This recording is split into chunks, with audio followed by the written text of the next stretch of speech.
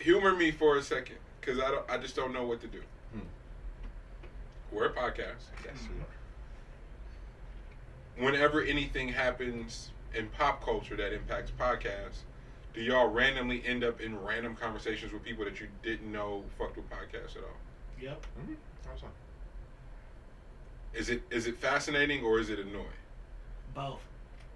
Depends on the conversation. Depends on the conversation. Yeah. I'm not good for a bad conversation though. Like if anybody knows, I'm not good for a bad conversation. Yeah, like if anybody know me, like they'll know that, bro. I can take only so many bad takes about them. Yeah.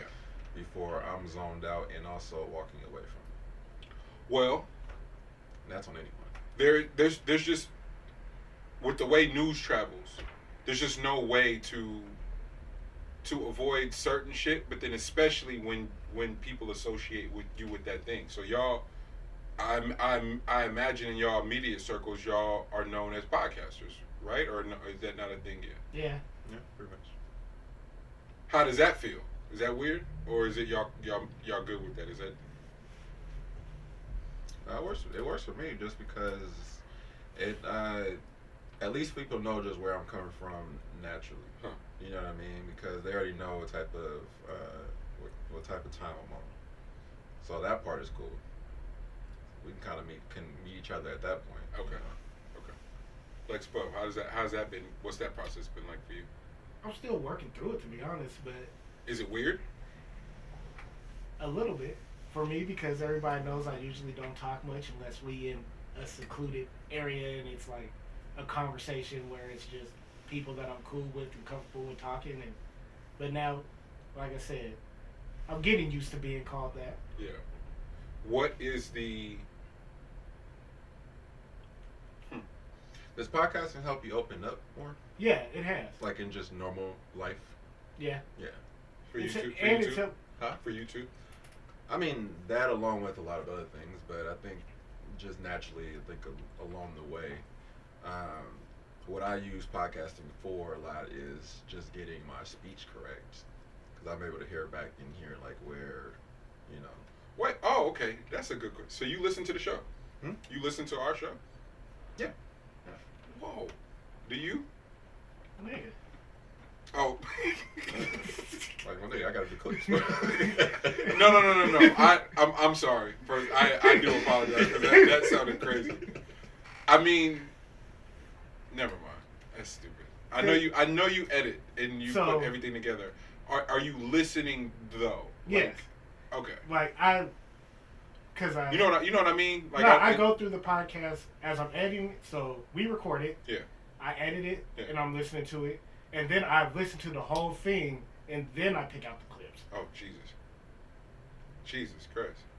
It's also got me comfortable with the way my voice sounds, because I know my voice is trash, but I'm starting to get comfortable with it. But that's a whole nother conversation. Okay, I was about to say that's a whole nother. It's funny because damn near everybody thinks their voice is. Yeah, that's what I was gonna say. When it goes into a Everybody mic. goes through that. They like the cringe-worthy moments and then the comfort. Like it's really dope. Like so full disclosure, I don't listen to the pod. Oh wow. No, I didn't listen to the pod. I should say. And then the calls were becoming so specific. I was like, okay, maybe I should listen to the pod. Like that's not okay. It's totally not okay to do what we do in such Not a being long- in on the inside joke. and not being in on the joke. Yeah, because people were calling about real specific timestamps. Like, damn, somebody the other day referenced something so specific. I felt so bad I didn't know what they were talking about. And I was like, yeah, I better go listen to this. But it was also the last night, G, when you was like, yeah, people like we be talking loose, and I'm like, what do we be saying? And then my mom called me and was like, yo, y'all wildin'. I'm like, damn, what have we been saying? But I said all that to say is just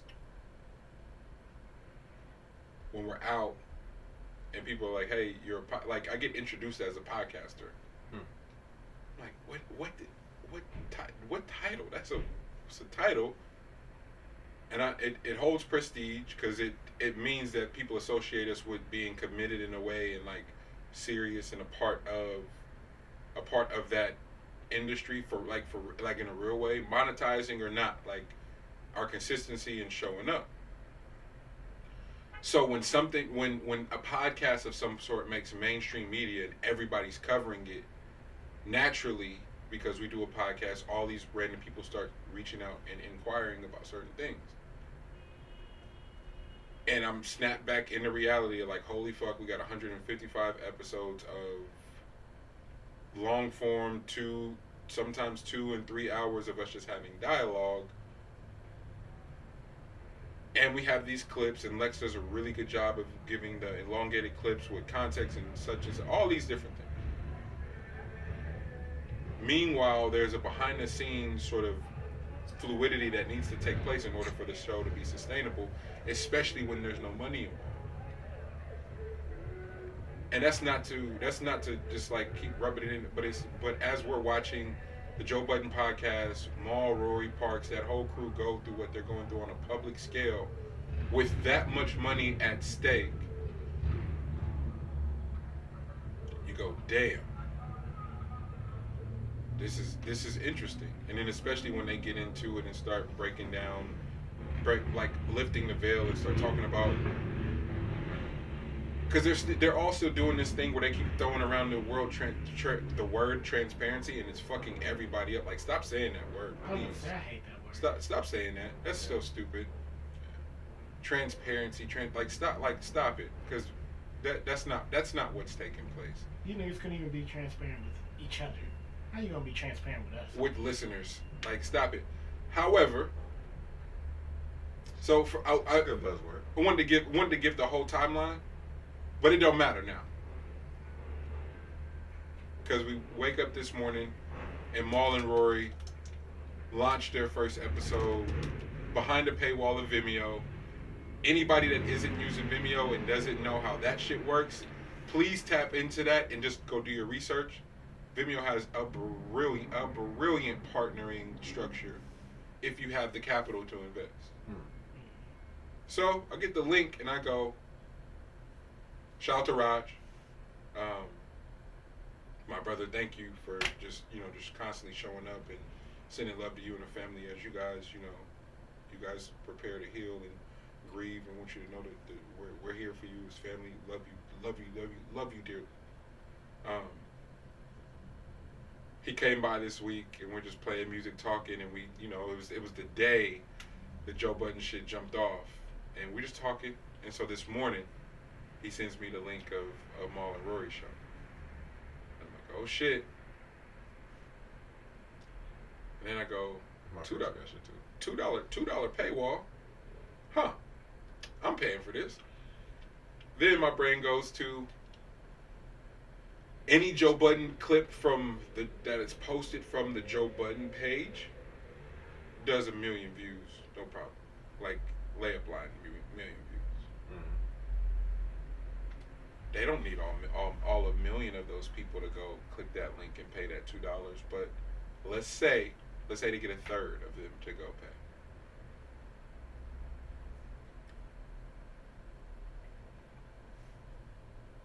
Let's just say they get 1/3. Let's say they get 1/4. Let's get even quarter. You get 1/4 of those folks to go tap in at $2 a pop. And you get half of those folks. And because of the way it's been presented, how much conversation it's garnering, they're getting 500,000 people to go behind that paywall.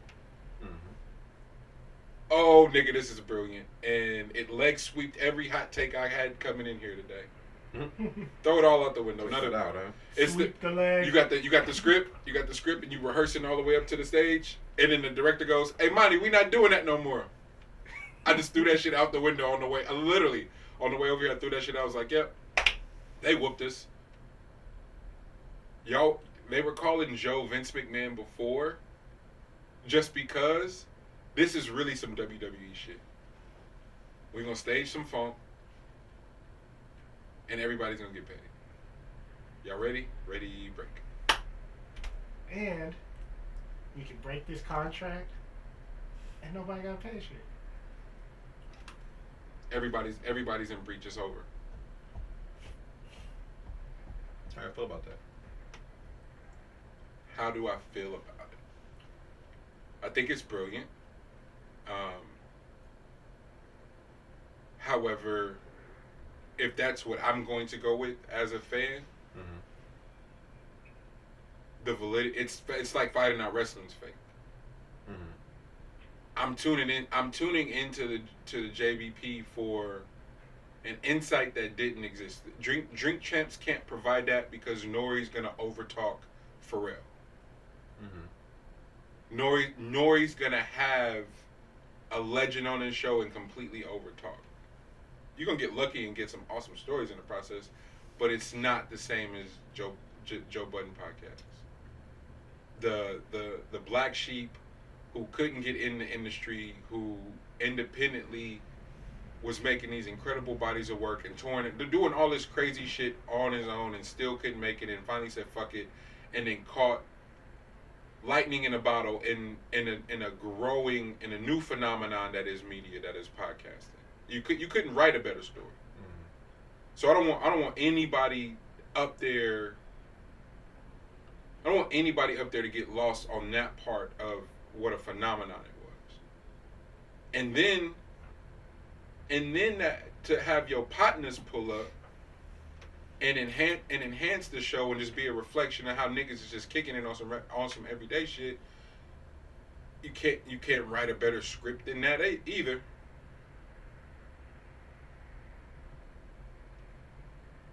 To not monetize for the first 3.5, 4 years, and then to hit the Spotify deal, you're like, damn, it could be done.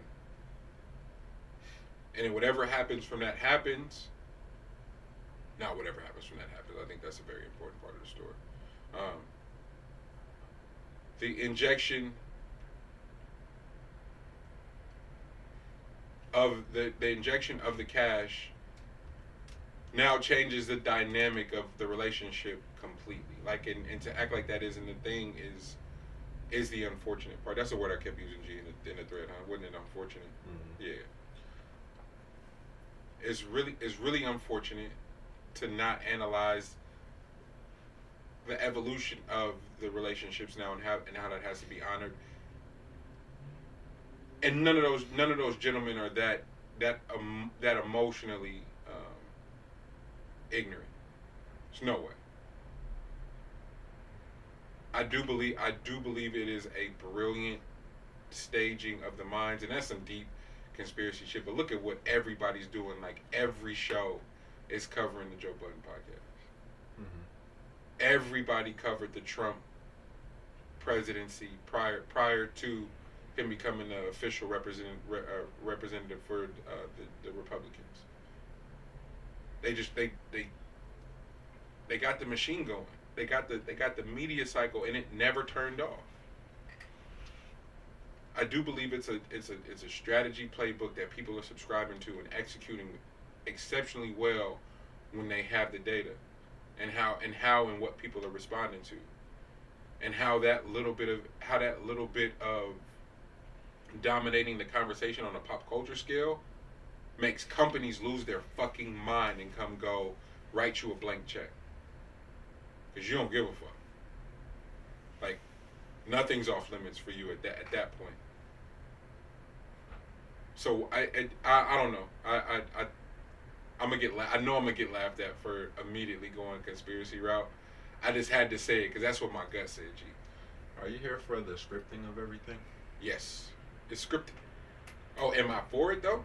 Yeah. Are you here for, like, because my only thing about it is that we've already moved into the frame of everything is going to be scripted. Everything like what? Like You said it. What do you mean? Like, everything in life is going to be scripted in order to receive, because like I've continued to talk about over since from last night, is the whole thing about about the analytics and data. And I mean, you could be as mad as you want about the lack of competition when it comes to basketball right now, but truth be told, everything is about the narrative, and the players have realized how the level that the entertainment portion of things is. and like how important them as individuals, entertainment wise, is. So it has the owners, it has the league, it has all of these things, the fans at the mercy of when they choose to do what it is that they do. And that carries over, I believe, into everyday life where everyone is a part of the scam, I would say. Wow. You know, like Everybody's in on it. I think everyone just becomes compliant in being a part of the overall scam. There isn't anything that is real anymore. Now, we talk about this real one, and you know the real ones are this, that, and the other. But truth be told, there's no fucking such thing. So, my only thing about about all this is just that I get it, monetizing things and looking at the data, and we have access to this data now, so we know how to run it up now and stuff like that. It's just unfortunate when everything becomes basically love and hip hop in everyday life. Like it's almost as if a camera is with you at all times, which they are. I mean, we have it in our phone, but it just becomes unfortunate when you don't have actual real interactions. Can we keep it rolling and watch the Kobe induction together real quick? Separate from Spotify, but by way of Spotify, so then that draws another conversation, and then the business that happens between the host, the co-host, etc., and the people and the amount of people it takes to keep that show going. We're pretty open about what our running is here. L, Lex, myself, we show up at the REEF every day. Once a week to record the pod. We do anywhere from about 2 to 3 hours, so we're really here close to 4. Lex takes the video home. We send the audio to Push, salute to Push. He gets the mixing dialed in, sends it back, and then Lex is able to edit to that. So we're at 4 people to run the show, right, for us. JBP is operating at, 6 of them? Maul, Parks, Rory, Joe, Savon, Alex. Yeah. And then there usually be somebody else, one where maybe Corey and Ian are there too. Yeah. I don't know what as far as the production of the show, I don't know what their essential roles are, but they are there most episodes, if not all of them. So it's 8 people in the room for them when they're doing stuff. Ian is there to answer the phone. Relax. Relax. No, it is. So I just wanted to catch people up in that. And then Peter Rosenberg, Marissa Mendez, they help sort of jump off the show. It's doing well. It's consistent. Then the Drake beef happens. The numbers go through the roof. And eventually Marissa is removed. Peter's first to be fired from the show. Then Marissa eventually is fired from the show. By that time, Rory is already around and consistent. It's Joe, Marissa, and Rory. They got a real good synergy going. And then Marissa's fired, and they bring Maul in, and Maul plugs in, and they go. But Maul has been around since the early Joe Budden TV days. Joe was one of the first 1,000 people on YouTube streaming content. YouTube and Ustream. He just turned on the camera, and you get to be in some random slaughterhouse session, or you get to be at his house randomly on a Monopoly night, and it was just real fascinating content. Like it was the first of its kind. So all of that is important. Him and Tahiri's relationship is pretty funny. Hilarious. And that's where the landscape and the blueprint for Love and Hip Hop is eventually established, and then that becomes a thing. He's on the show, so then people don't. It would always be hilarious when people's context of Joe was Love and Hip Hop. It wasn't Joe Budden TV. It wasn't Mood Music 1. It wasn't Escape Route. It wasn't Padded Room. It wasn't none of that shit. And that's where the fan part always got me in trouble, because I'm like, all this shit is on brand, and like the layer, like it all just makes sense. And so as a stan, you gotta defend Joe. All right, whatever. We get into the pod. They get the deal. Couldn't be happier for him. Again, the context of what he's been through as an independent artist is hella important. They get the deal, he like, fuck yeah, finally my nigga got a break, got a win, and he got to do it with his niggas. This is beautiful.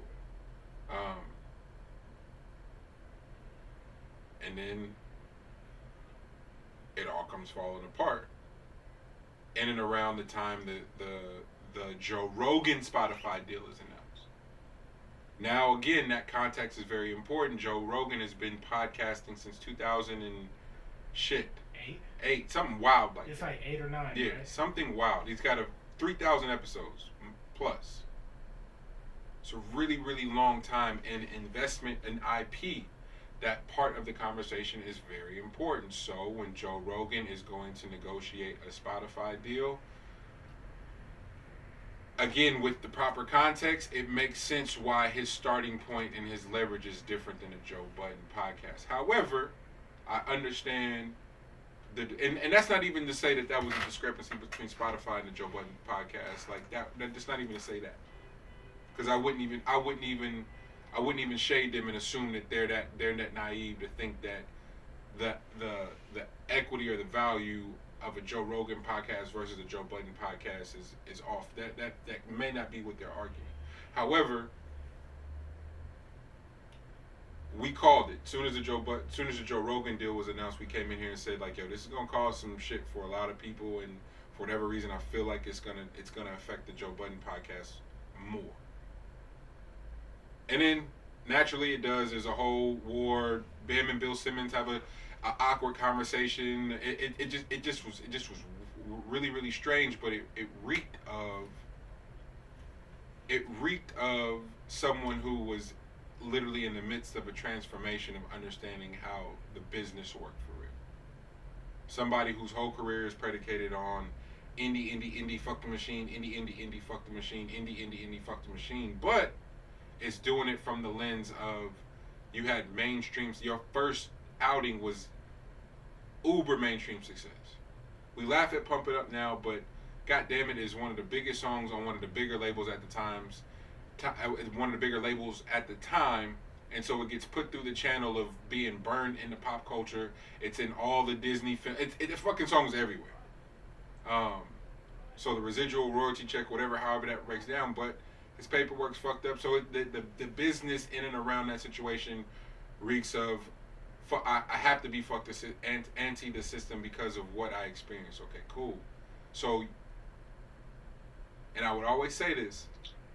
The confusing part about the Joe Budden podcast in the beginning is the people he didn't like. He hated Tyler, the Creator, for whatever weird reason. I'm going, nigga, Tyler kind of exists because of you. Like, your anti the system thing is what allowed Odd Future to kind of like kick in the door and be like, yeah, definitely fuck the system. So it was always weird.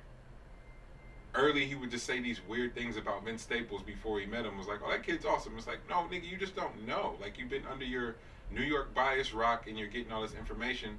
And so once that shit started to happen, and as he got a little bit more cachet and can move around, his takes on things started to shift. I was like, oh shit, here we go. And nothing feels nastier when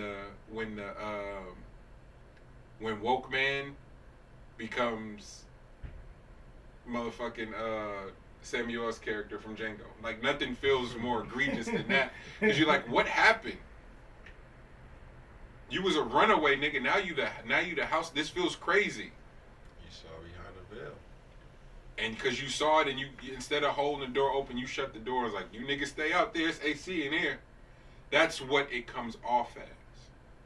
But if you got the context, you're like, nah, that's not what's happening. But fuck, who has time for context? To L's point, what's real? Who has time for context in the space of, like, we don't even know if anything is real anymore? Who has time for that? So cool. Now we're up to speed. Fast forward to this past week, or fast forward to current times. The guys went on a month hiatus. Noticeably things had been deteriorating. L called that shit like a year and a half ago, maybe 2 years ago. It's like, yo, the pod's kind of nasty now. I'm not fucking with it. Kevin Allen said the same thing, and I'm like, damn, I gotta keep fucking with it then.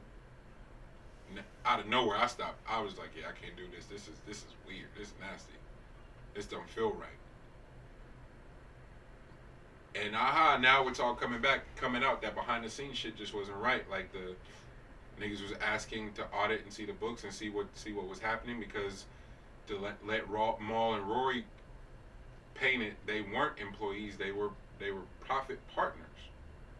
So the difference being is that as the show generates revenue, we gotta have a new discussion in and around what that new influx of cash is, how it's going to be dispersed. And so it is very hard to believe that the conversation was employee. Very hard to believe. It's very easy to believe that the infrastructure that you create and then create a company that muddies the waters between what the main cast is as opposed to what you're adding to a network. It's easy to then try to put everything underneath the same umbrella and then siphon from the main cast to get everything else going, and then not share any of that, and then go back to the whole thing that Monty's talking about on when you started and the amount of things that you had to go through and the amount, like, that's why I got my little fiddle out, is because I get it. Bro had a long road. But what the fuck does that have to do with it? Keep in mind that your road was still, you'll still just be on that road. Like, don't act as if it was just a single, it was just a just single, your sacrifice. yeah, just a one sacrifice was the reason why y'all got to this point. Yeah.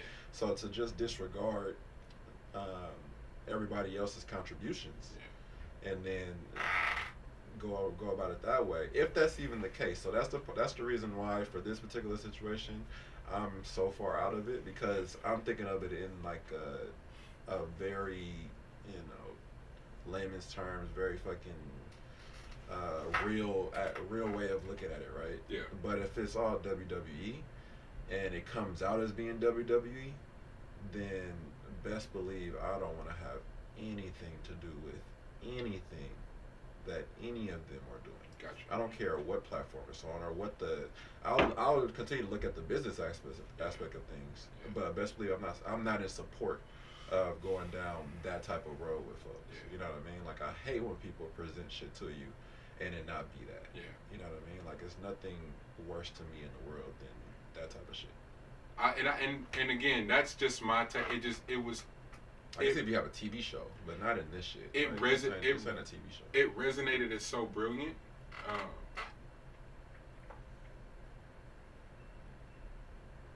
It resonated as so brilliant, G. My mind couldn't fucking help but go to conspiracy. Like, yo, this is a play, and it's just tight. But I'm not signing up for the circus. I'm good, because it's everywhere. Like, go ahead. Did you guys laugh a little bit?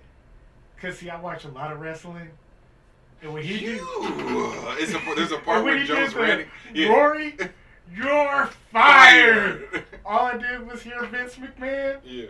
And then it made me think about this interview Vince McMahon did a long time ago, and he was talking about when he was talking about the change of wrestling, and when he was talking to his dad, and he was like, "Yeah, we give them entertainment once they hit the ring. Yeah. But what I want to do is take more money to that, invest in more writers to give them entertainment, even when they're not at the ring." Yep. So, and then it's like, you just entertained the world, even when there was no pod. You did this without having, you know what I'm saying? Like to muster up that much conversation. It was just a brilliant play. And then this morning to wake up to Maul and Rory's. Are you doing an academic thing? Rory. To wake up to that, and for it to be behind the paywall out the gate is the evolution of podcasting. So those who are trying to figure out what the evolution is and how this pertains to the entire podcast industry, in the beginning there was only one. Fucking the podcast app came out and niggas was like, oh, how do I get on that? And people figured it out, and there was shows up there, and it was on the phone. It was like, cool. And then there was little sub pockets of websites you could host it through, and you could host it on your own website. Like, people were figuring out how to do it. But the whole idea of the paywall is new, but to get it out the gate, and then what Vimeo has established, like I know what that Vimeo deal is. Like we got presented with it, like right at the end of shit, like right, and I was like, and I'm looking at the layout, G, and I go, oh, this is awesome. I wish I had the cash to front this. This is the answer to all our prayers. It's a brilliant place. So to see them go directly there, I had to take my hat off and go salute. That's just a big, like, I assume Rory can figure out the business shit. The Duce Palooza thing was big, and then Maul, his brother is bigs in hip hop, nigga. Like they're gonna be fine. I'm not crying for Maul and Rory. Them niggas is gonna be A-okay. And then sure as shit, here we are, and I'm like, bro, this was awesome. Now can we move on, please?